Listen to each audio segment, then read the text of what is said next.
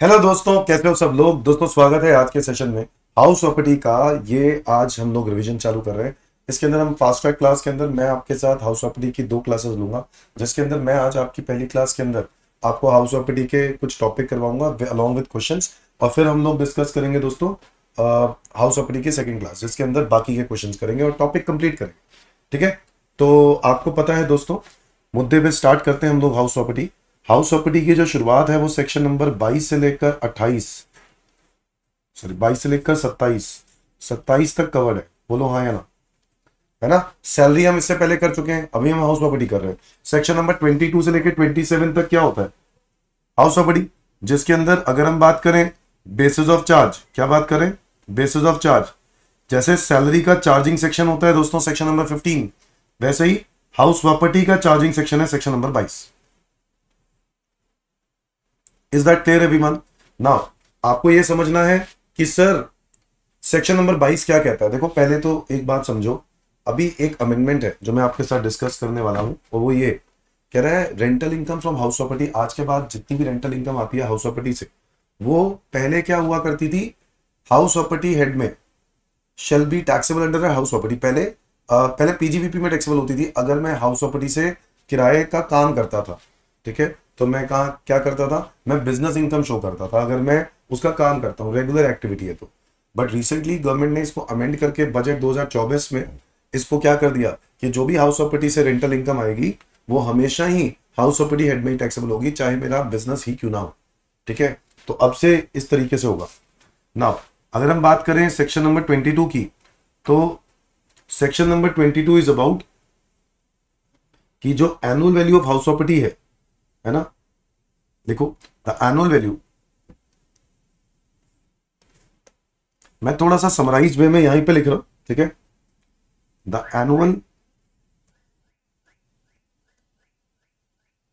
Value of house property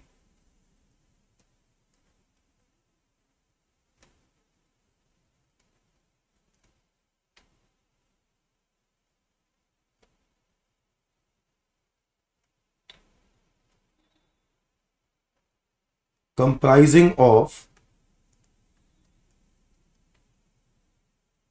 building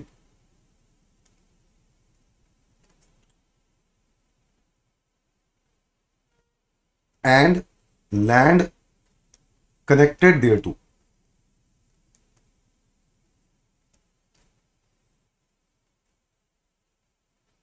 of which assessee is owner, of which assessee is owner, is chargeable to tax, is chargeable to tax under the head income from house property,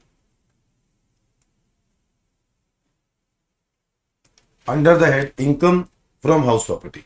तो कहता है house property के अंदर क्या होनी जरूरी है, बताओ? बिल्डिंग होनी जरूरी है। क्या होनी जरूरी है? बिल्डिंग। और असेसी क्या होना चाहिए? मालिक होना चाहिए। असेसी क्या होना चाहिए? मालिक। और एक और बात, उस प्रॉपर्टी को आप अपने बिजनेस के लिए यूज नहीं कर सकते। Is that clear? अगर आप उसको बिजनेस के लिए यूज करोगे ना, तो ऐसे केस में वो इनकम पीजीबीपी में टैक्सेबल हो जाएगी। मतलब मैं ये नहीं कह रहा हूं प्रॉपर्टी का किराए का काम, मैं ये कह रहा हूं उस प्रॉपर्टी में आप अपना बिजनेस नहीं कर सकते। क्या मेरी बात समझ में आई?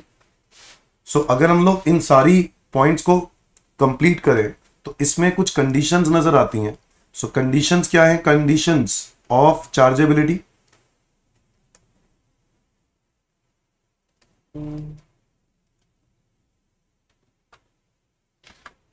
Conditions of chargeability. तो हम लोग समझते हैं कि हाउस प्रॉपर्टी का किराया जो हम लोग पे इनकम कमाते हैं, हाउस प्रॉपर्टी का जो रेंट कमा रहे हैं, उस पर हमें टैक्स देना है।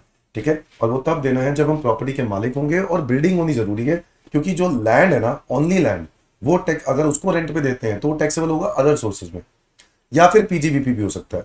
बट अगर हम बात करें कि आप बिल्डिंग के ओनर हो, बिल्डिंग है उसके अंदर, तो वो हाउस प्रॉपर्टी है, और वो टैक्सेबल कहां होगा? हाउस प्रॉपर्टी में ही होगा।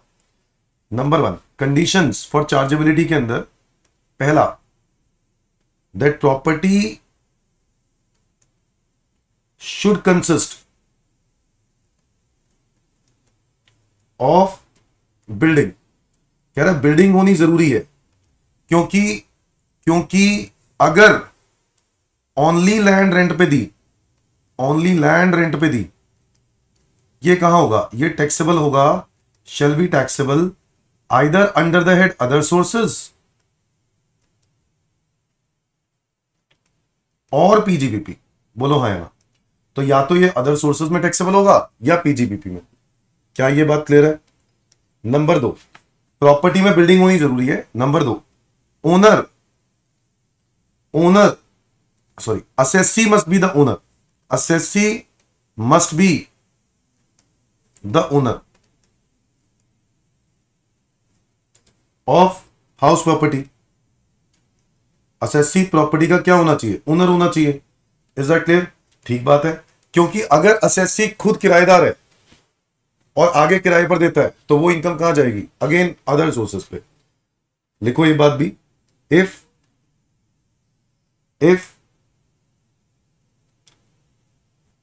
The assessee is himself is tenant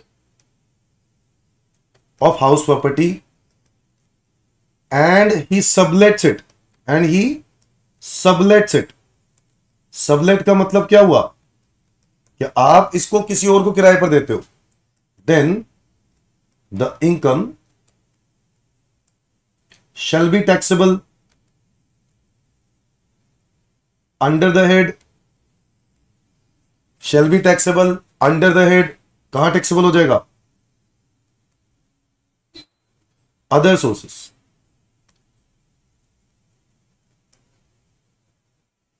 और पीजीबीपी एज द केस में भी, मतलब डिपेंड करता है कि मेरा क्या यही काम है कि मैं किराए पर लेता हूं और आगे किराए पर देता हूं, ठीक है। अदरवाइज ये अदर सोर्स और पीजीबीपी में से कहीं पे टैक्सेबल हो जाएगा। Number 3, assessee should not use the property for his own business और profession.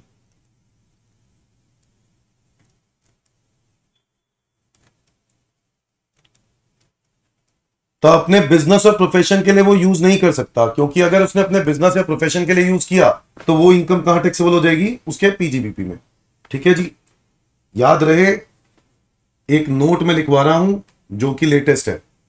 If assessee is engaged in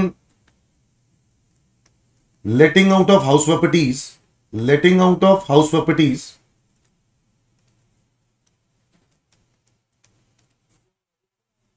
and it is his business, मतलब वो यही काम करता है, still such rental income shall be taxable under the head house property only. बच्चों यही case पहले कहां टैक्सेबल होता था, पीजीबीपी में। Earlier it was PGBP, but अब क्या हो गया, अदर हाउस प्रॉपर्टी। ये है बजट 2024 हाउस प्रॉपर्टी की अमेंडमेंट। क्या मेरी बात समझ में आ गई? ये आपको याद रखना है बच्चों। इसके अलावा अब हमें क्या याद करना है, तो सेक्शन नंबर 22 तो यही था, कंडीशंस ऑफ चार्जेबिलिटी। फिर इसके बाद अब तो इसमें 3 बातें याद हो गई, एक तो ओनर होना चाहिए, दूसरा बिल्डिंग होनी चाहिए, नंबर 3 आप बिजनेस के लिए उसको यूज नहीं कर सकते। अब अगर हम बात करें सेक्शन नंबर 23 की, तो सेक्शन नंबर 23 पता क्या है? सेक्शन नंबर 23 कहता है annual value of house property, साल की वैल्यू, इसी पर हम टैक्स लगाते हैं। अब एनुअल वैल्यू को निकालने से भी पहले हम लोग क्या निकालेंगे, 23(1) annual value of let out property,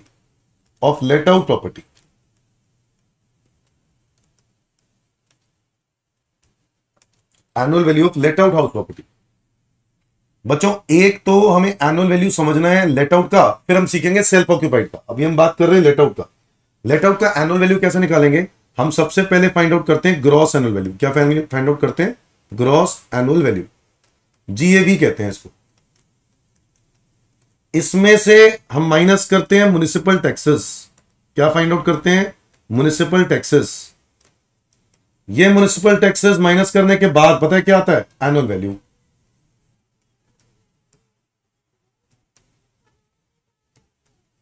ये है हमारा एनुअल वैल्यू। तो जीएवी निकाला, उसमें से हाउस टैक्स माइनस किया, हमने एनुअल वैल्यू निकाल लिया। साल के इनकम मेरी कितनी होगी उसको निकालने से पहले हमें जीएवी निकालना है, ग्रॉस एनुअल वैल्यू। ठीक है, और उसमें से जितना हमने हाउस टैक्स पे किया है ड्यूरिंग द ईयर वो माइनस करके साल का वैल्यू आ जाएगी। उस पर हमें गवर्नमेंट को क्या देना है? Tax, annual value. क्या यहां तक क्लियर है सबको? नाउ ग्रॉस एनुअल वैल्यू क्या होता है? Write down gross annual value.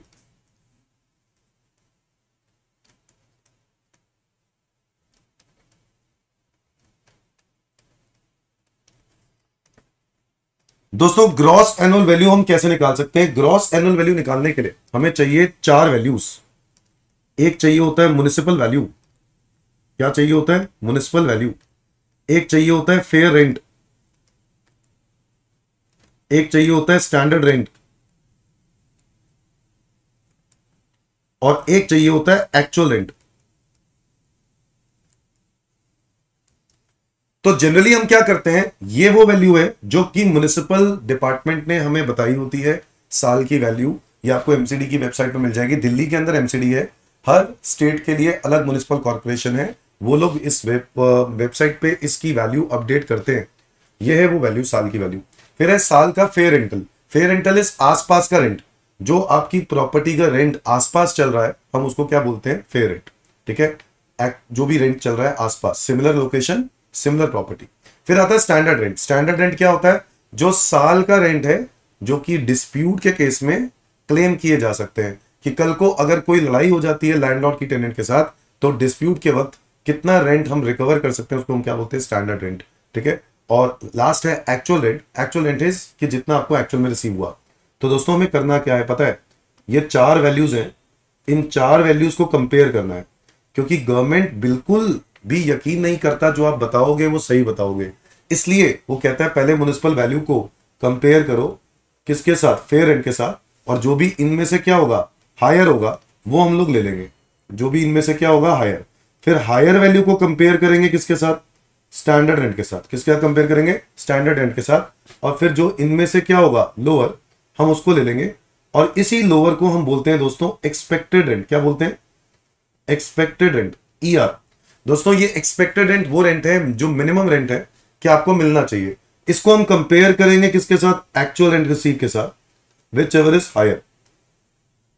जो ये अमाउंट आएगा ना दोस्तों, इसी को हम क्या बोलते हैं? Gross annual value. क्या बोलते हैं? Gross annual value. तो बताओ ग्रॉस एनुअल वैल्यू कैसे आएगा? सबसे पहले चाहिए municipal value, fair rent, whichever is higher. फिर इनमें से कंपेयर करने के बाद जो हायर अमाउंट आया उसको स्टैंडर्ड रेंट के साथ कंपेयर किया, विच एवर इज लोअर। फिर लोअर को कंपेयर किया एक्चुअल रेंट क्या है, विच एवर इज हायर, वो आएगा जीएबी। क्या ये बात क्लियर है? क्या ये बात क्लियर है?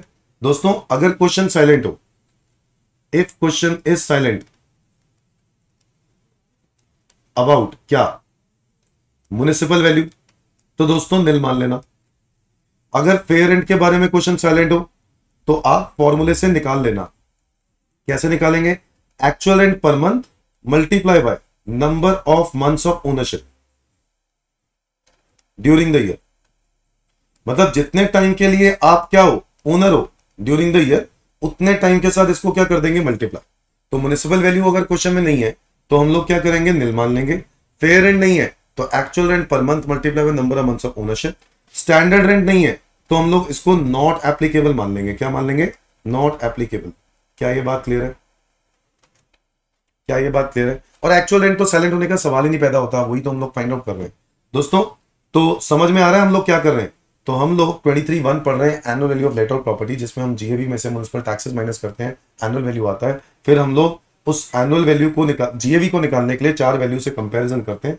ये कुछ इस प्रकार। और क्वेश्चन अगर साइलेंट हो तो हमें कुछ अजम्पशन लेनी पड़ती है कि म्युनिसिपल वैल्यू साइलेंट है तो हम लोग निल मान लेंगे। फेयर रेंट साइलेंट है तो actual rent per month multiply by number of months of ownership during the year मान लेंगे। स्टैंडर्ड रेंट नॉट एप्लीकेबल मान लेंगे। एक्चुअल रेंट साइलेंट होने का मतलब ही नहीं बनता। दोस्तों आगे आ जाते हैं। आगे आ जाते हैं दोस्तों। आपको और क्या बातें जानने की जरूरत है, वो है अनरियलाइज रेंट।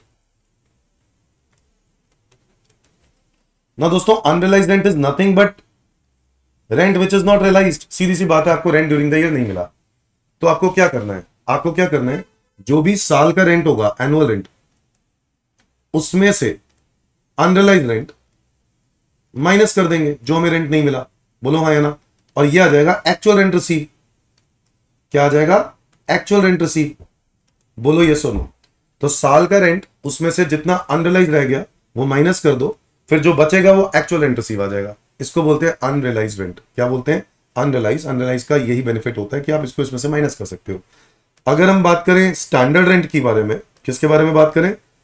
उसको अनरियलाइज रेंट कह रहा हूं। अगला है लॉस ड्यू टू वैकेंसी के बारे में।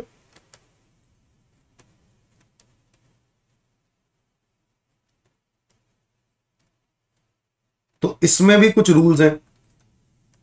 अब इसमें क्या रूल है? Rule number 1। अच्छा, इसमें ना मैं अपने कुछ चेंज कर दिया है। पहले जो कैलकुलेशन होती थी, हम लॉस ड्यू टू वैकेंसी में कुछ और करते थे, अब कुछ और कर रहे हैं, तो प्लीज ध्यान से सुनना। इफ एआर लॉस, अच्छा पहली बात, लॉस ड्यू टू वैकेंसी है क्या चीज? जब प्रॉपर्टी खाली होगी, खाली होगी तो रेंट नहीं मिलेगा। जब रेंट नहीं मिलेगा तो तुम्हें लॉस होगा कि नहीं होगा? वो लॉस तुम अपने जो जीएवी है उसमें से माइनस करना चाहते हो। तुम कह रहे हो कि मेरे को उसके पे टैक्स नहीं देना, हाँ तो लॉजिकल है, तुम्हें टैक्स नहीं देना चाहिए। इफ एआर, अच्छा मुझे एक बात बताओ, वैसे loss due to vacancy minus कहां से करना चाहिए? Loss due to vacancy minus कहां से करना चाहिए? Loss due to vacancy obvious है कि हम किस में से माइनस करेंगे? एनुअल रेंट में से ही माइनस करेंगे। साल का जितना रेंट है उसमें से जितना रेंट नहीं मिला है ना, जो वेकेंट रही उसकी वजह से रेंट नहीं मिला, उसका जो लॉस है वो उसी में से माइनस करेंगे। तो हम लोगों को क्या करना चाहिए? एनुअल रेंट में से लॉस ड्यू टू वैकेंसी भी क्या कर देनी चाहिए? माइनस। क्या मेरी बात समझ में आई? और यह आएगा एक्चुअल रेंट रिसीव। अब तुम बोलोगे सर अगर एक ही क्वेश्चन में दोनों हो तो, एक ही क्वेश्चन में अगर दोनों हो तो पहले अनरियलाइज रेंट माइनस करेंगे, फिर loss due to vacancy minus करेंगे। ठीक है, आओ देखते हैं कैसे। इसमें रूल वन ये है कि अगर एआर लेस है किससे? ईआर से। Now what is ER? अभी हम डिस्कस कर रहे थे। ईआर क्या चीज है? ये देखो, ईआर इज एक्सपेक्टेड रेंट। क्योंकि लॉस ड्यू टू वैकेंसी मैंने माइनस कर दिया, अगर loss due to vacancy minus करते ही एआर ईआर से क्या हो गया? कम। मैं लिख देता हूं, due to the reason of loss due to vacancy, loss due to vacancy. अगर एआर ईआर से कम हो रहा है, उसका रीजन क्या है? Loss due to vacancy. तो ऐसे केस में क्या करेंगे? अगर एआर ईआर से कम हो रहा है, उसका reason loss due to vacancy है, तो क्या करेंगे? तो ऐसे केस में then AR is treated as GAV. हम एआर को ही जीएवी मान लेंगे। बड़ी सिंपल सी बात है। अगर एआर कम हो रहा है किससे? ईआर से। वैसे तो एआर और ER whichever is higher लेते हैं ना। ये देखो, हम एआर और ER whichever is higher लेते हैं कि नहीं लेते हैं? यस, वही लेते हैं, एआर और ER whichever is higher. But अगर एआर कम हो गया, क्यों? क्योंकि लॉस ड्यू टू वैकेंसी आ गया, उसकी वजह से उसमें माइनस किया तो लॉस एआर क्या हो गया? कम। एक्चुअल रेंट कम हो गया। अब कम हो गया किससे? कम हो गया ईआर से, और उसका reason loss due to vacancy ही है। तो ऐसे केस में AR is treated as GAV. तो rule number 2, if AR is less than ER due to any other reason, अगर किसी और रीजन से, लॉस ड्यू टू वैकेंसी की वजह से नहीं, मतलब पहले से ही AR ER से कम है, अगर पहले से ही AR ER से कम है, ठीक है, then ER is treated as GAV। खत्म, ये रूल लग जाएगा। अच्छा, हम पहले क्या करते थे? इस ईआर में से loss due to vacancy minus करते थे, अब नहीं करना, ईआर को ही जीएवी मान लेंगे। Okay. Rule number 3, if AR is greater than ER even after deducting loss due to vacancy,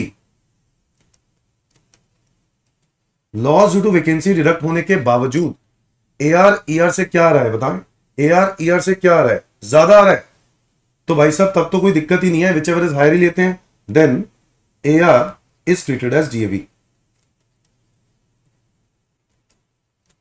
बताओ समझ में आया कि नहीं? 3 रूल है।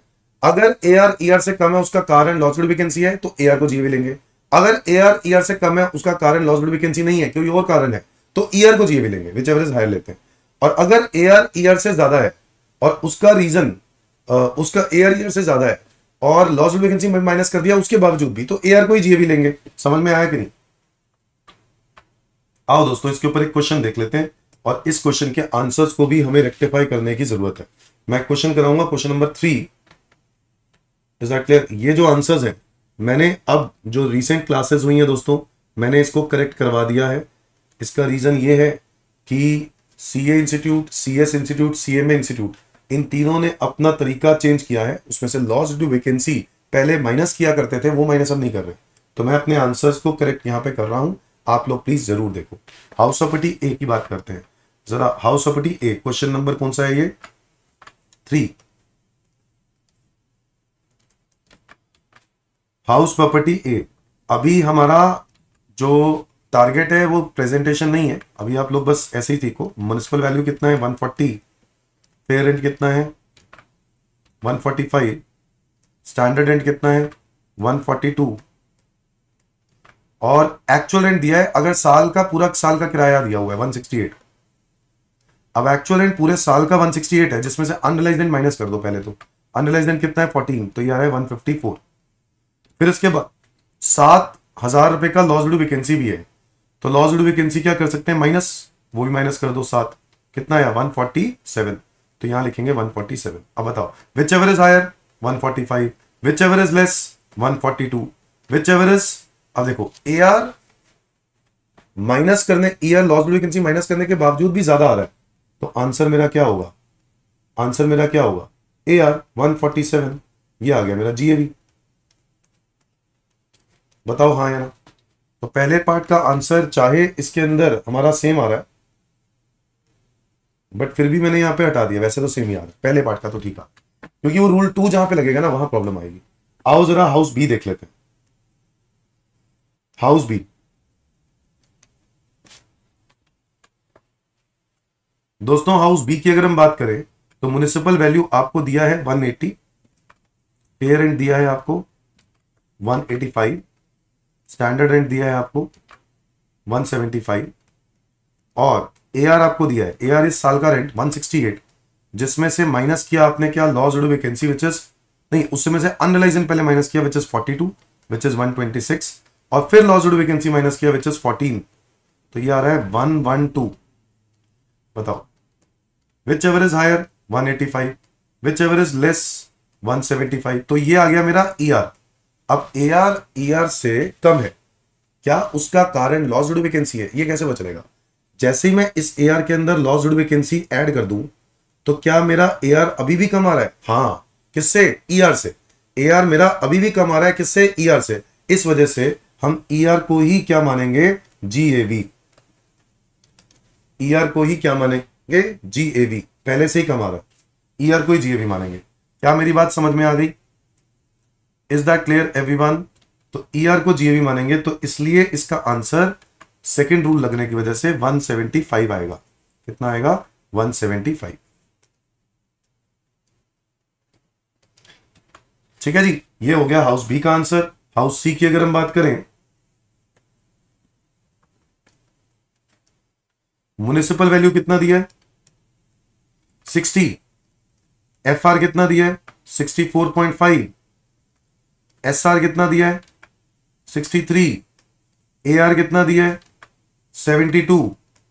विच एवर इज हायर, 72 नहीं, इसमें से माइनस भी करना है अभी। 72 जिसमें से माइनस करो पहले अनरिलाइज्ड रेंट, अनरिलाइज्ड रेंट है ही नहीं, ओ तो लॉस ड्यू वैकेंसी माइनस कर दो, फिर 30 है, सीधा सीधा लॉस ड्यू वैकेंसी 30 है, तो वो हटा दो, तो ये बना 42।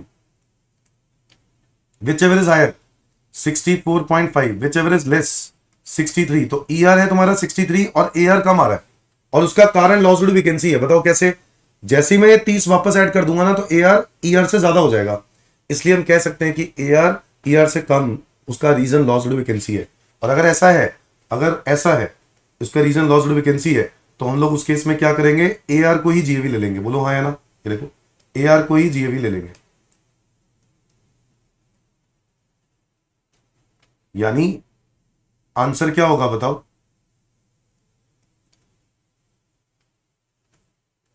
यही होगा जीएवी। क्या ये बात क्लियर है?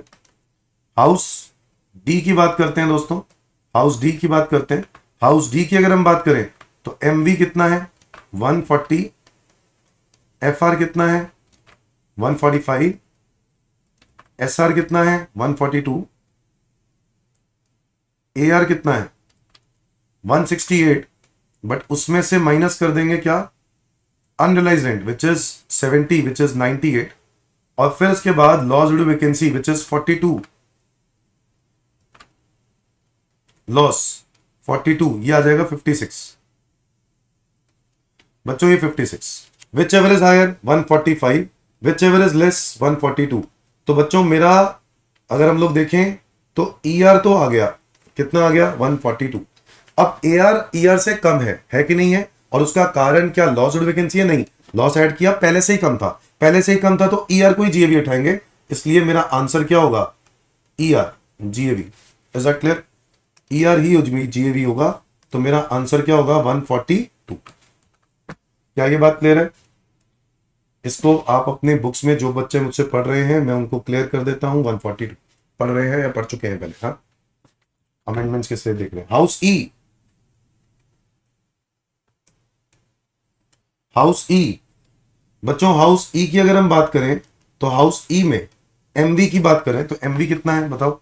एमवी कितना है? 231। एफ आर कितना है? F R 262। एस आर कितना है? 241। और एफ ए आर कितना है? ए आर वैसे तो 252 है, इसमें से माइनस करेंगे क्या? Unrealized rent which is 42, which is 210। और इसमें से loss due to vacancy minus कर दो विच इज 105। तो ये बचेगा 105। Whichever is higher 262, whichever is lower 241। तो ये मेरा क्या आ गया? ईआर। अब एआर ईआर से कम आ रहा है और उसका कारण क्या? लॉस ड्यू टू वैकेंसी है। मैंने लॉस ड्यू टू वैकेंसी क्या कर दी? वापस ऐड कर दी। लॉस ड्यू टू वैकेंसी 105 थी सर, ऐड करने के बावजूद भी एआर जो है वो कम ही आ रहा है। किससे? ईआर। देखो 105 ऐड कर दूंगा 210 बनेगा, अभी भी एआर कम आ रहा है, इसलिए इसका आंसर भी क्या होगा? ईआर ही माना जाएगा जीएवी।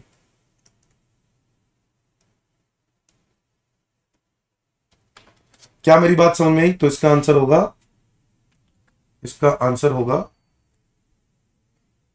241। यस, 241।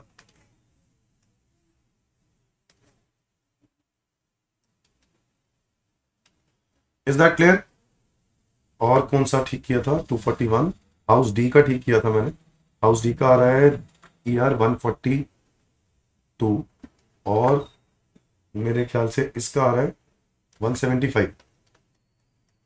बस, क्या ये बात सबको क्लियर है? तो इसी प्रकार आपको करना है, रूल्स आपको पता है। Is that clear? नाउ पता है कि अगर आपको आज अनरियलाइज्ड रेंट की डिडक्शन चाहिए ना, तो आपको कुछ शर्तें पूरी करनी पड़ती हैं। Rules for unrealised rent, rules for unrealised rent. अगर मैं अनरियलाइज्ड रेंट की डिडक्शन क्लेम करना चाहता हूं तो कुछ शर्तें हैं जो पूरी करनी पड़ती हैं। हमारी पहली शर्त होगी tenancy must be bona fide. Tenancy must be bona fide. Bona fide का मतलब क्या हो गया? Real, genuine. नंबर दो defaulting tenant must have vacate the property,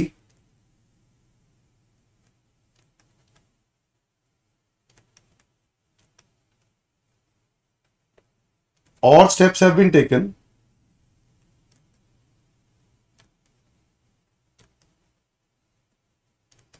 to vacate him from the property.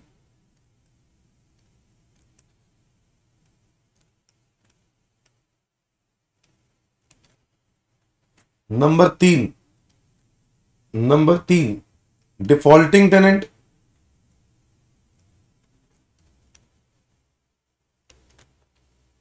is not in occupation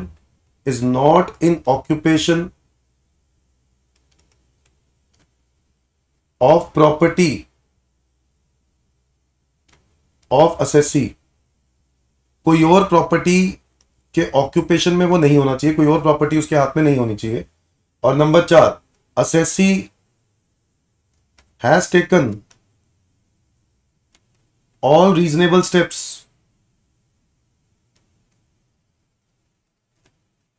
for recovery of unrealise rent.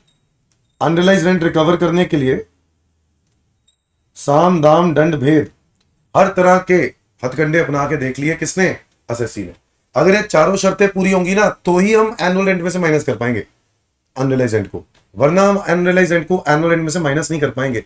4 शर्तें, tenancy must be bona fide मतलब real agreement होना चाहिए। Number 2, defaulting tenant must have vacate the property, property खाली कर देनी होनी चाहिए। Number 3, defaulting tenant is not in the occupation of any other property of the assessee, वो कोई और प्रॉपर्टी के ऑक्यूपेशन में नहीं होना चाहिए। और number 4, assessee has taken all the reasonable steps for recovery of unrealised rent.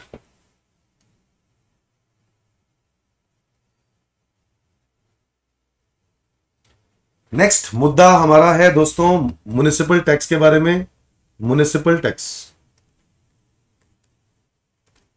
House tax, corporation tax,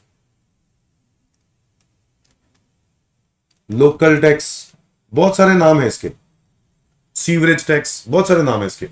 दोस्तों ये जो टैक्स होता है ना, इसकी आपको डिडक्शन मिलती है। क्या मिलती है? डिडक्शन। बट कुछ शर्तें हैं, two conditions is to be satisfied. Two conditions is to be satisfied. पहली कंडीशन, फर्स्ट कंडीशन, कि जो ये टैक्स है ना, such tax is borne by owner of house property, मतलब जो प्रॉपर्टी का मालिक है वो ही उसको बियर करेगा, he should be the liable. Number 2, such tax is actually paid during the year.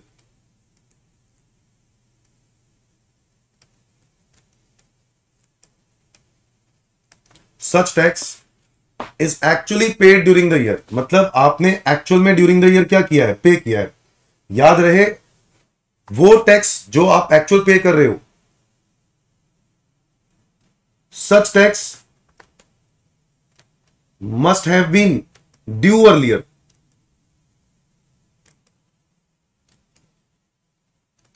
इसका मतलब यह भी है कि advance municipal tax is not allowed, मतलब उसकी कोई डिडक्शन नहीं मिलेगी जो एडवांस में आप म्युनिसिपल टैक्स पे कर रहे हो।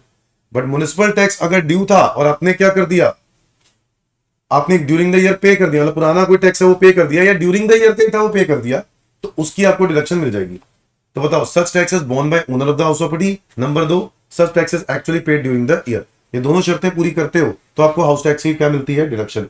Is that clear? एवरीवन? अगला टॉपिक आ जाता है दोस्तों deductions under section 24।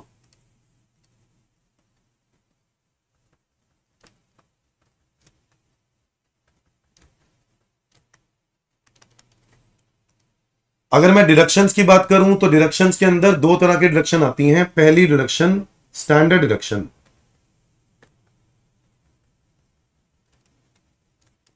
Section number 24A।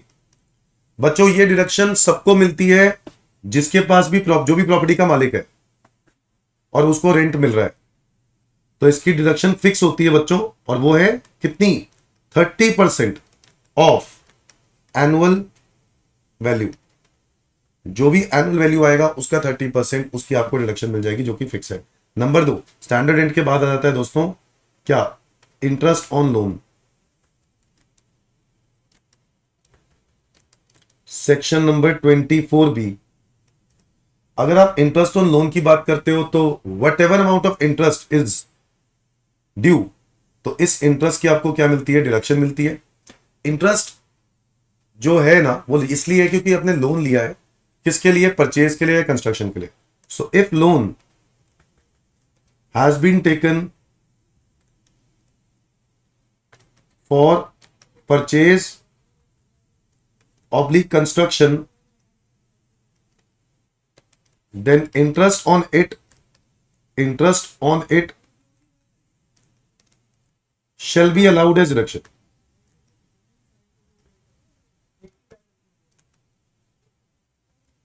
उस इंटरेस्ट की आपको क्या मिल जाएगी? डिडक्शन। इसमें दो तरह के इंटरेस्ट होते हैं, एक होता है interest of previous year,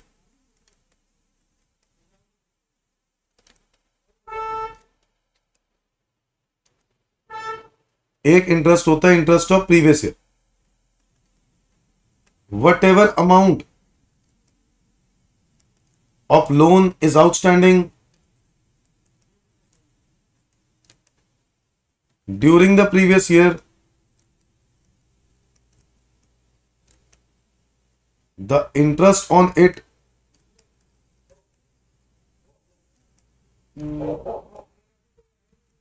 shall be allowed as deduction.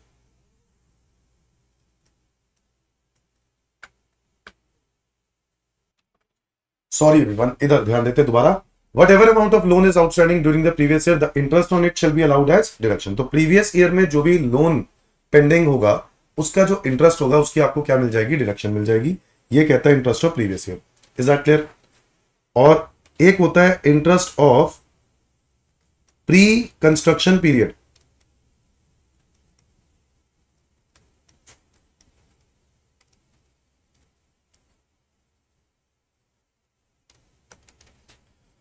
Now pre construction period में क्या है? What ever amount of loan is outstanding during the previous year, the interest during the pre-construction period,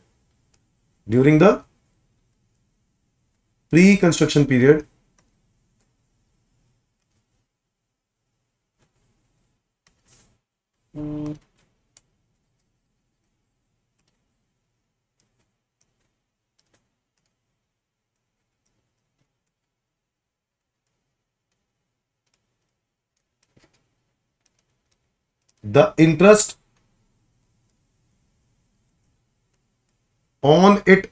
interest on it shall be allowed as deduction.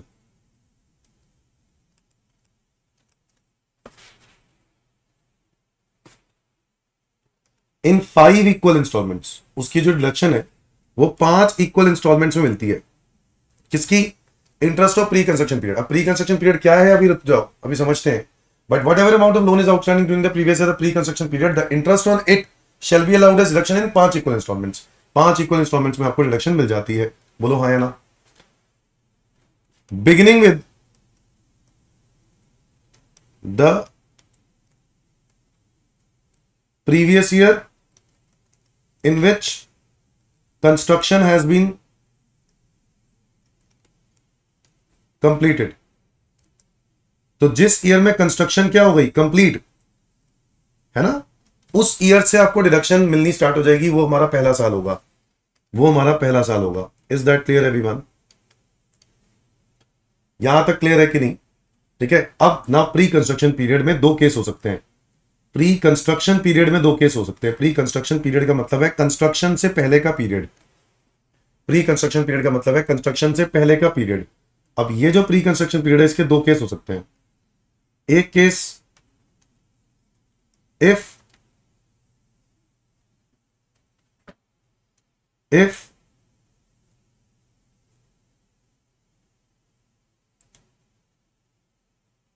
Construction completion date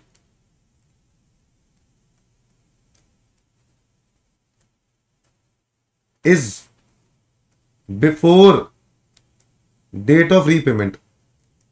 अगर loan को चुकाने से पहले, loan को repay करने से पहले construction completion date पहले आ गई। कौन सी डेट पहले आ गई?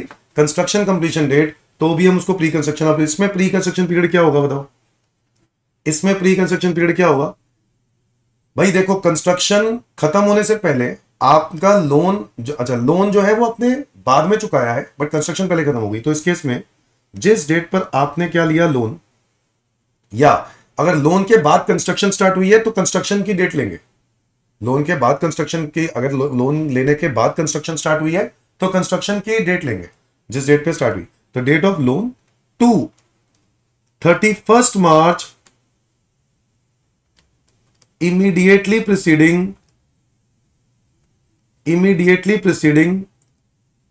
the date of completion of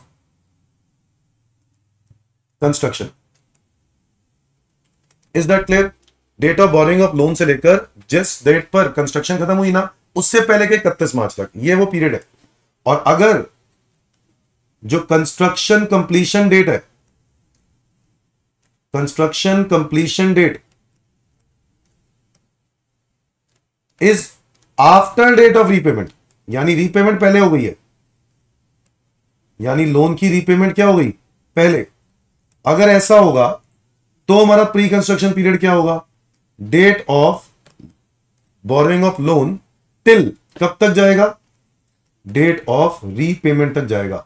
कब तक जाएगा, डेट ऑफ रीपेमेंट तक जाएगा। लोन जब चुका दिया तब तक जाएगा, वो होगा हमारा प्री कंस्ट्रक्शन पीरियड। बड़ी सिंपल सी बात है, अगर कंस्ट्रक्शन से के बाद रीपेमेंट हो रही है तो कंस्ट्रक्शन से पहले का 31 मार्च तक जाना है। बट अगर कंस्ट्रक्शन बाद में खत्म हो रही है बट लोन पहले चुका दिया तो डेट ऑफ लोन से लेकर डेट ऑफ रीपेमेंट तक जाना है। That is my pre construction period. Example भी समझ लें क्या, आओ एग्जाम्पल भी देख लेते हैं। मान लो डेट ऑफ लोन है 15 जून 2022 और date of completion of construction है 17 अगस्त 2025 और जो लोन की रीपेमेंट है, डेट ऑफ रीपेमेंट, जो लोन की रीपेमेंट है वो है 1 दिसंबर 2025। तो ऐसे केस में क्या करना है पता है, ये डेट ऑफ लोन है ना, ये डेट ऑफ लोन है, तो date of loan pre construction period क्या होगा, प्री कंस्ट्रक्शन पीरियड क्या होगा, कहां से स्टार्ट होगा, 15 जून 2022 से स्टार्ट होगा टू 17 अगस्त से पहले का 31 मार्च, यानी 31 मार्च 2025 तक जाएगा। ये पीरियड हमारा प्री कंस्ट्रक्शन पीरियड होगा। और अगर मैं यही एग्जांपल यहां लगाऊं तो डेट ऑफ लोन क्या है 15 जून 2022, डेट ऑफ कंप्लीशन क्या है बताओ, डेट ऑफ कंप्लीशन है मान लो 17 अगस्त 2025। और मान लो अगर लोन की जो रीपेमेंट हो रही है वो कब हो रही है, लोन की रीपेमेंट कब हो रही है, मान लो हो रही है 15 मार्च 2025। तो ऐसे केस में लोन पहले चुका दिया ना तो प्री कंस्ट्रक्शन पीरियड हमारा कहां से लेकर कहां होगा, तो हमारा प्री कंस्ट्रक्शन पीरियड होगा 15 जून 2022 से लेकर 15 मार्च 2025। क्या ये बात क्लियर है? बस। और इसमें जो भी इंटरेस्ट आएगा ना उसकी डिडक्शन हमें 5 इक्वल इंस्टॉलमेंट्स में मिलनी है और वो बिगिनिंग ऑफ द ईयर, उस ईयर से मिलनी स्टार्ट हो जाएगी जिस ईयर में कंस्ट्रक्शन खत्म हुई थी। आओ इसके ऊपर हम क्वेश्चन करते हैं। Question number 9। Mr. Rohit Sharma takes a loan of rupee 40,000, 15% interest for constructing a house on June 10, 2018. Construction of the house is completed on 20th June 2024, 20th Jan 2024. Compute interest allowable as deduction under section 24B.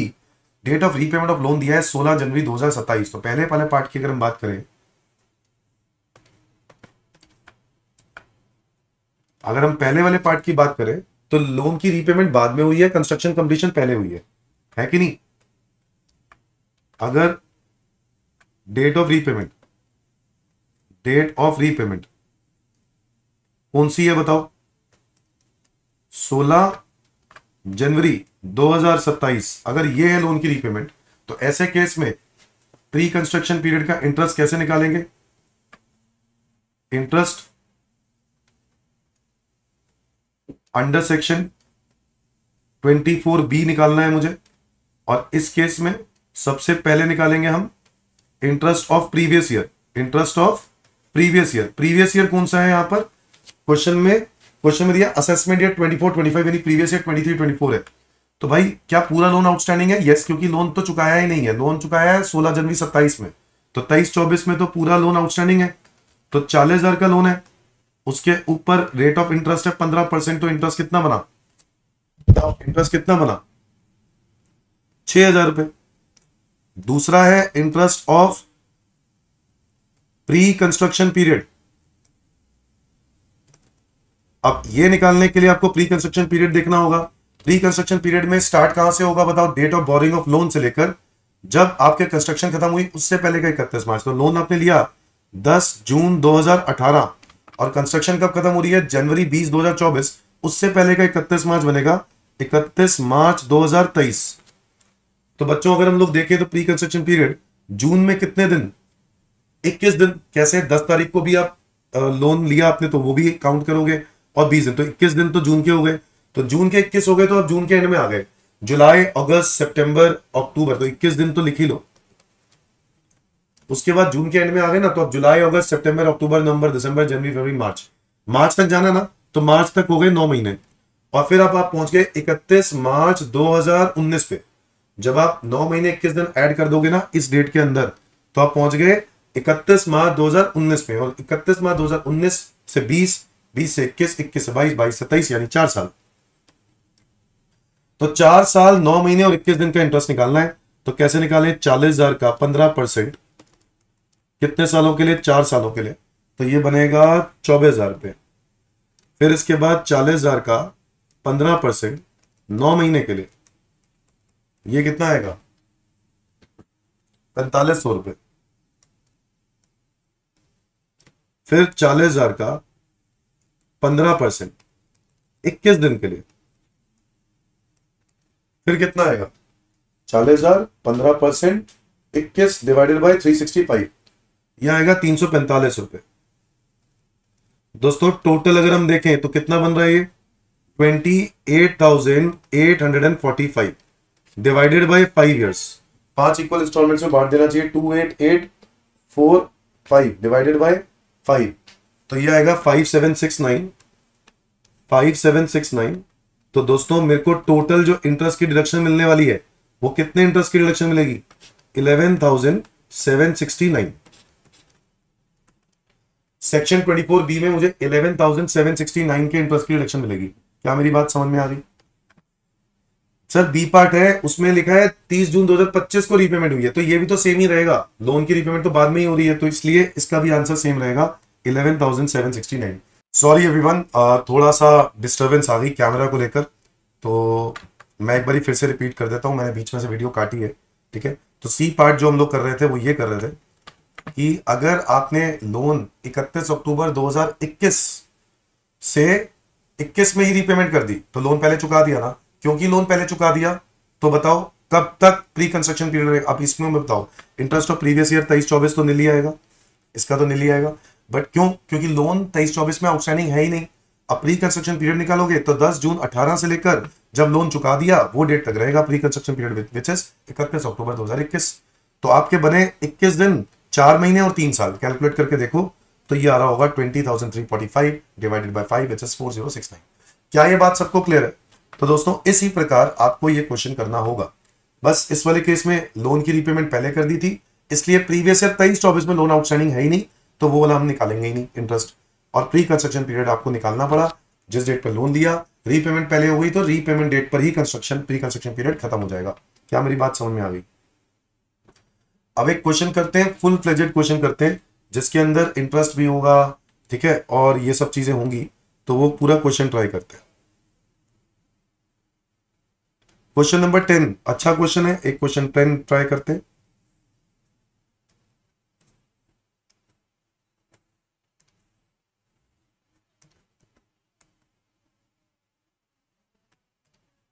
बच्चों question number 10 में आपको सौरभ एक house property own करता है, उसके पास ये कुछ information दी है, municipal value, fair and standard and actual and per month, municipal taxes paid during the year, repair के खर्चे, इंश्योरेंस प्रीमियम, इसका कुछ करेंगे? कुछ नहीं करेंगे। सौरभ ने 12 लाख रुपए का सम बोरो किया है 10% पर एनम पर 1 जुलाई 21 को, and construction of the property was completed on 28 Feb 2023। Compute house property income, तो लिखें computation of income under the head house property. तो हम लोग कैसे निकालेंगे इसमें, सबसे पहले हमें स्टार्ट कहां से करना पड़ेगा, हमारा फॉर्मेट स्टार्ट करता है ग्रॉस एनुअल वैल्यू से। बच्चों क्योंकि हमें ग्रॉस एनुअल वैल्यू नहीं पता है तो हम लोग वर्किंग नोट बनाएंगे। क्या बनाएंगे? Working note.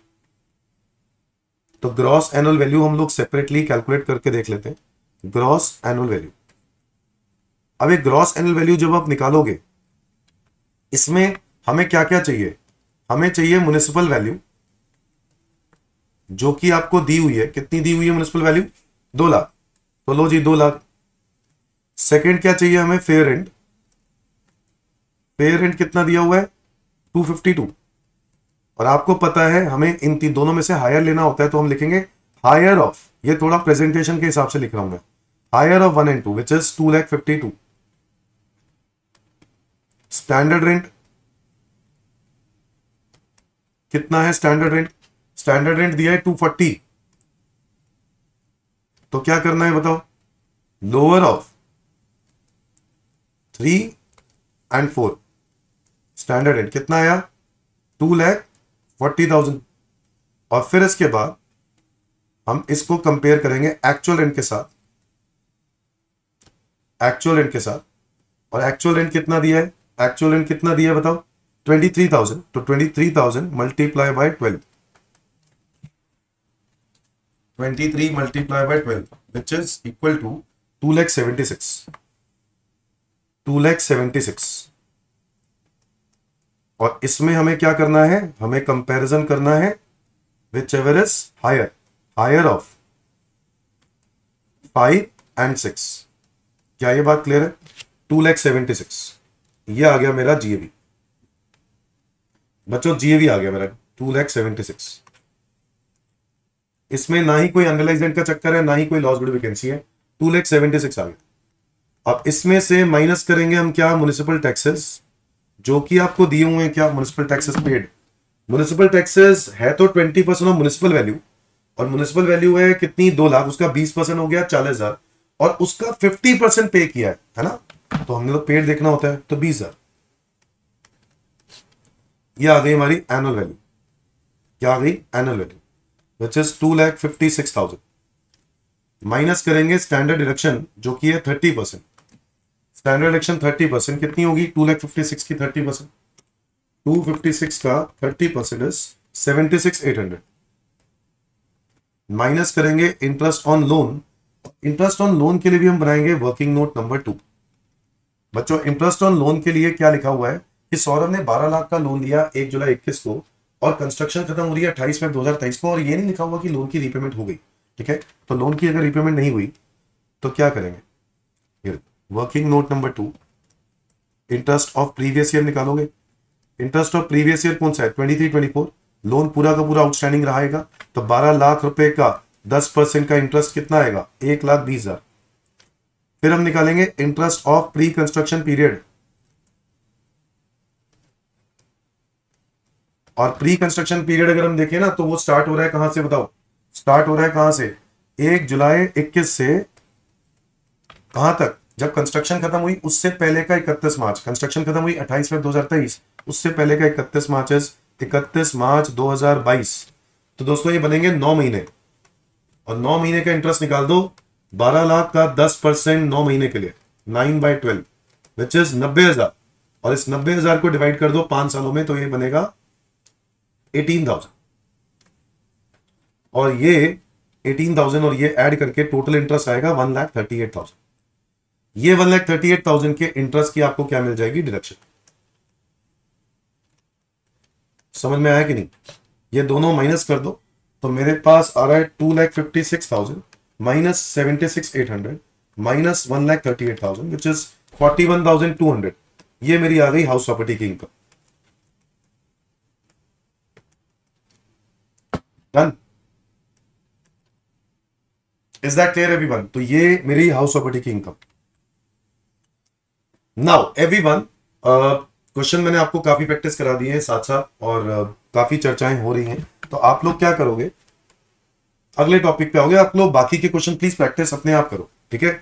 क्योंकि ये फास्ट ट्रैक क्लास है तो मैं इसको जल्दी ही कवर करना चाहूंगा। इसके बाद मैं आपके साथ करा रहा हूं income from self occupied property. Income from self occupied property, जो कि आता है बच्चों section number 23(2). Section number 23(2) self occupied property income निकालने के लिए आपको पता है अगर मैं इसकी बात करूं तो एनुअल वैल्यू तो नीली होता है, एनुअल वैल्यू तो नीली होता है। इसमें से बस माइनस करेंगे तो क्या माइनस करेंगे, इंटरेस्ट ऑन लोन माइनस करेंगे। क्या माइनस करेंगे, इंटरेस्ट ऑन लोन, और वो है सेक्शन नंबर 24(b) में उसकी डिडक्शन मिल जाएगी। जो भी अमाउंट होगा इंटरेस्ट का वो माइनस कर देंगे। अब देखो इंटरेस्ट जो है सिर्फ उस वजह से आपका आंसर सेल्फ ऑक्यूपाइड प्रॉपर्टी का नेगेटिव आ सकता है, उसी वजह से सेल्फ ऑक्यूपाइड प्रॉपर्टी का आंसर नेगेटिव आ सकता है, अदरवाइज सेल्फ ऑक्यूपाइड प्रॉपर्टी का आंसर नेगेटिव नहीं आएगा। क्या मेरी बात समझ में? अच्छा, दूसरा, इसकी एक लिमिट है, इसकी एक लिमिट है। ये जो इंटरेस्ट है ना, इसकी एक लिमिट है, और वो लिमिट क्या है, लिखते हैं maximum interest allowed. Maximum interest allowed, कितना मैक्सिमम इंटरेस्ट अलाउड है under section 24(b) in the case of only self occupied property? क्या, if loan is taken for purchase oblique construction on or after 1/4/1999 and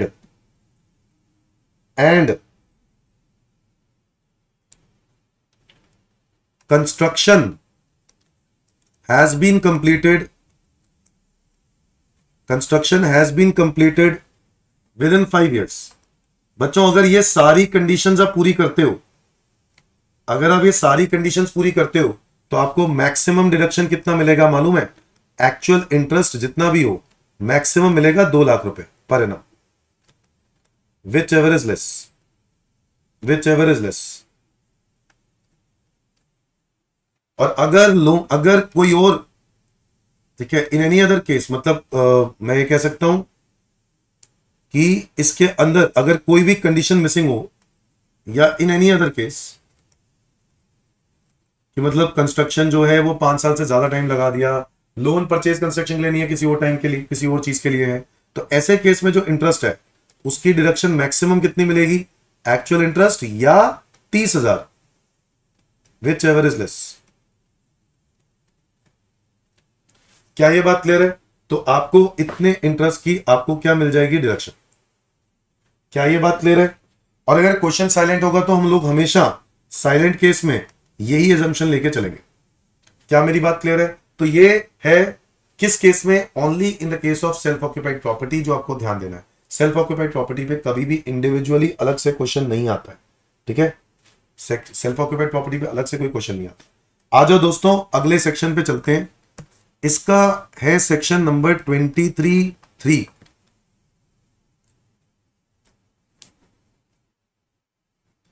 where any self-occupied property has been let out for part of the year, then it shall be considered as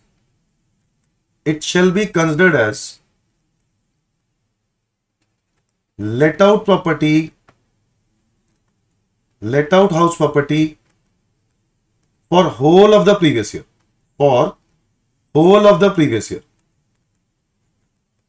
क्या समझे? अगर कोई property जो कि self occupied थी, आप उसमें रह रहे थे और वो प्रॉपर्टी को पार्ट ऑफ द ईयर किराए पर देते हो, तो ऐसे केस में वो पूरे साल के लिए किराए वाली प्रॉपर्टी मानी जाती है।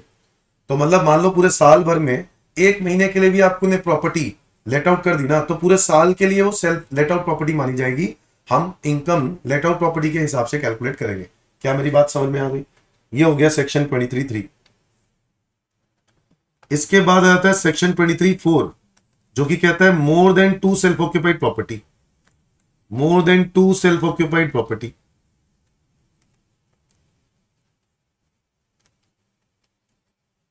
और इसका कहना बड़ा ही क्लियर है कि अगर आपकी कितनी प्रॉपर्टीज हैं, 2 से ज्यादा, तो ऐसे केस में एक प्रॉपर्टी, दो प्रॉपर्टी तो सेल्फ ऑक्यूपाइड कोई भी आप ले सकते हो और बाकी सारी property deem to be let out होंगी। If assessee has more than two self-occupied house properties, then any two house property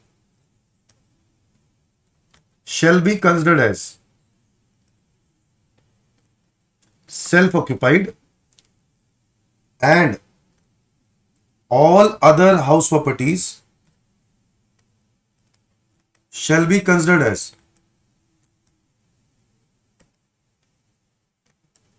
deemed to be let out।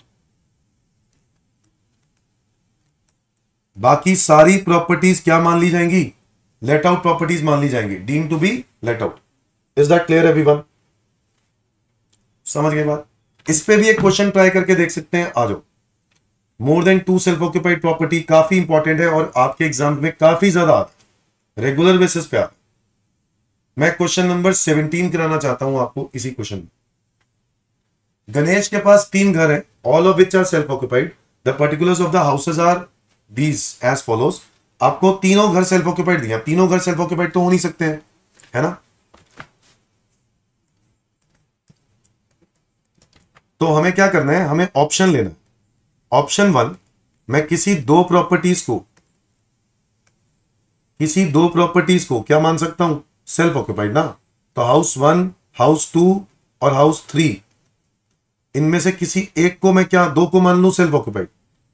तो ऑप्शन 1 ले लो। ऑप्शन 1 में मैंने मान लो हाउस 1 को मैंने सेल्फ ऑक्यूपाइड ले लिया है, इसको भी सेल्फ ऑक्यूपाइड ले लिया है,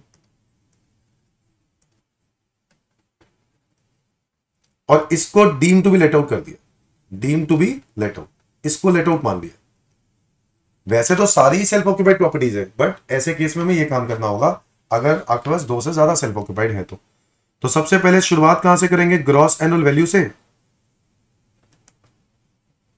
इसके लिए वर्किंग नोट में नहीं बना रहा हूं, मैं यहीं पर सॉल्व कर रहा हूं। म्युनिसिपल वैल्यूएशन दी हुआ है 3 लाख, सॉरी ये तो सेल्फ ऑक्यूपाइड है ना। सेल्फ ऑक्यूपाइड प्रॉपर्टी में तो एनुअल वैल्यू ही क्या होता है? निल। तो जीएवी तो निल आएगा। इधर बात करते हैं लास्ट वाली प्रॉपर्टी में। 330 और 380 विच एवर इज हायर। 380 और 375 विच एवर इज लेस। 375।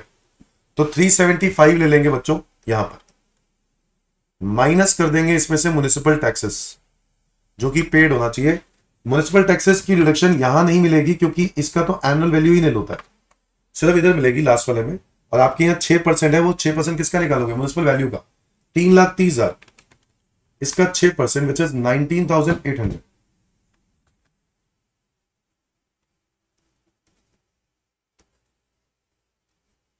यह आ गई मेरी एनुअल वैल्यू। यहां आ गया निल, यहां आ गया निल, और यहां पे आ गया 375,000 माइनस 19,800 विच इज 355,200। इसमें से माइनस करेंगे क्या? स्टैंडर्ड डिडक्शन जो कि कितनी है? 30%। यह आएगी निल, यह आएगी निल, और यहां आएगी 30% विच इज 106,560। माइनस करेंगे इंटरेस्ट ऑन लोन, और इंटरेस्ट ऑन लोन जो है वो आपको कितना दिया हुआ है? अगर हम हाउस 1 की बात करें तो उसमें तो है ही नहीं, तो छोड़ दो। हाउस 2 की बात करें तो ये सेल्फ ऑक्यूपाइड है और रिपेयरिंग के लिए लोन लिया है, तो मैक्सिमम इंटरेस्ट कितना मिलेगा? 30,000, है ना। और अगर हम हाउस 3 की बात करें तो ये परचेज के लिए लिया है 175 का, और ये लेट आउट है। वैसे भी तो लेट आउट है तो पूरा ही मिल जाएगा, कोई दिक्कत वाली बात ही नहीं है, लेट आउट।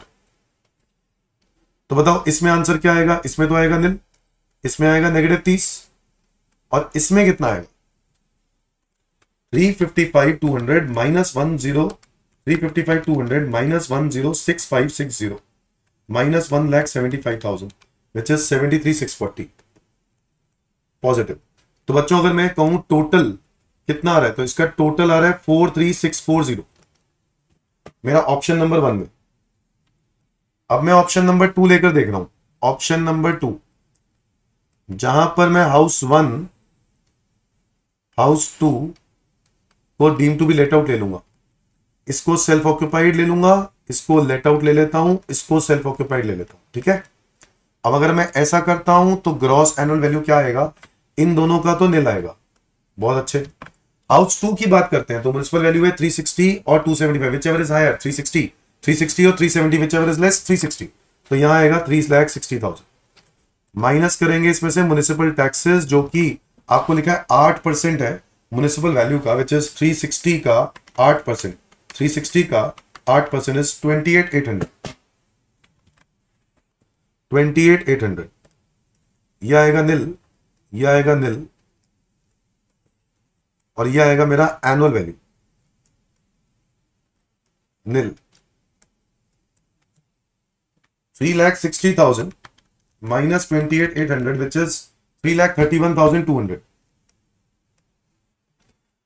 इसमें से माइनस करेंगे स्टैंडर्ड डिडक्शन जो कि है 30%, विच इज यहां पर नील आएगा, यहां पर भी नील आएगा, और यहां पे क्या आएगा इसका 30% विच इज 99,360, 99,360। माइनस करेंगे इंटरेस्ट ऑन लोन जो कि यहां वाले में नील ही आएगा, अगेन सेल्फ ऑक्यूपाइड में कुछ है ही नहीं, यहां पर 55,000 पूरा का पूरा आ जाएगा। बताओ क्यों? क्योंकि ये लेट आउट प्रॉपर्टी है ना बेटा, लेट आउट है तो पूरा मिलना चाहिए। वहां पर 1,75,000 लिखा है तो आपको कितना मिलेगा, 1,75,000 लिखा है तो यहां पर आपको पूरा ही मिल जाएगा, क्योंकि 2 लाख रुपए वाला तो मिल ही सकता है, यहां पर कंडीशन पूरी हो रही है। तो यहां पर आंसर आएगा नील, यहां पर आएगा नेगेटिव 1,75,000, और यहां आ जाएगा 3,31,200 माइनस 99,360 माइनस 55,000 विच इज 176,840। यहां पे आ गया टोटल 1,840 हमारा टोटल।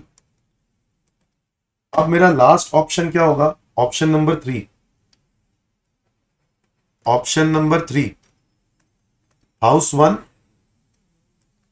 हाउस 2 और हाउस 3, हाउस 1, हाउस 2 और हाउस 3।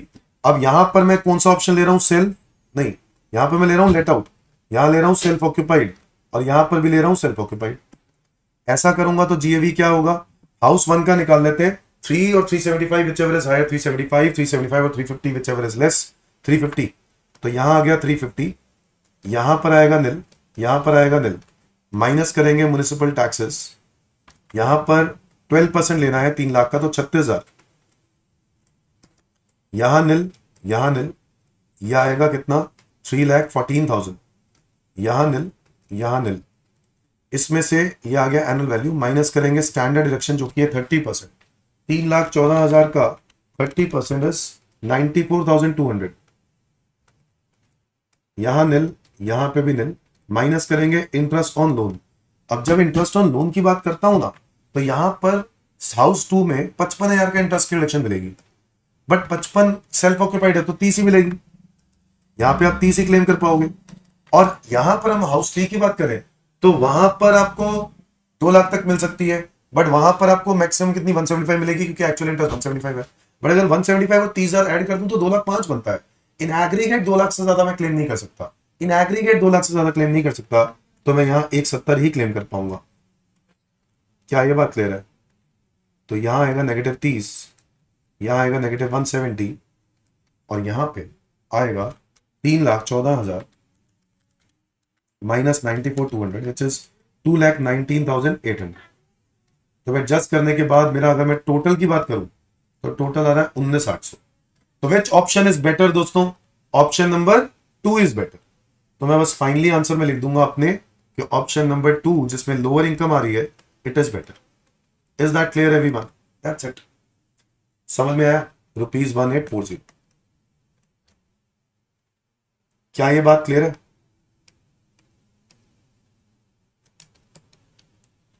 ठीक है, दैट्स इट। आज के लिए इतना ही करते हैं बच्चों, बाकी अगली क्लास मिलते हैं। Thank you, bye bye.